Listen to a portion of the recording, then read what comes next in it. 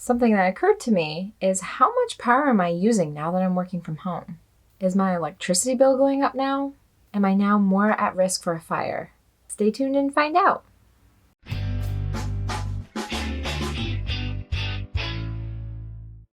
Good morning and welcome back to Coffee with Kody. This week we are talking about overloading your circuits while working from home. Back before Christmas, we talked about stringing too many lights together and what that could do to your circuit breakers. Something that you may not consider now that you're working from home is the stress that is put on your circuit breaker because of the amount of power that you're using all of a sudden. A circuit breaker overload occurs when you're drawing more electricity than the circuit breaker can safely handle. The electricity usage of each device adds to the total load that the circuit can handle. Exceeding the rated load for the circuit wiring can cause the circuit breaker to trip, suddenly shutting off all power to the home. Here are some signs that your circuit breaker might be overloaded. 1. Dimming lights.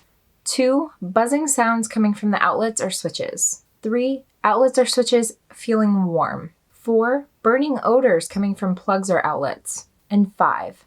Power tools, appliances, and electronics that seem to be lacking power. How can you possibly know how much your circuit breaker can handle? Generally speaking, homes run on a 100 to 200 amp circuit breaker. Especially now more than ever, you're going to want to determine if you're overloading your circuit. And here's how. Each breaker is going to indicate the max amperage it can handle. Let's just say you're plugging into a 15 amp breaker. The max load for that breaker is 1800 watts. So let me give you an example. A 15 amp breaker is serving lights and outlets in a living area. The lights are 500 watts, the TV and cable are 500 watts, and the surround sound stereo system is 200 watts. That's a whopping total of 1200 watts. So you're almost at your max load. If you now plug in a 700 watt vacuum, you're now going to exceed the max load for that circuit breaker and cause it to trip. You should always keep in mind the load that your circuit breaker can handle.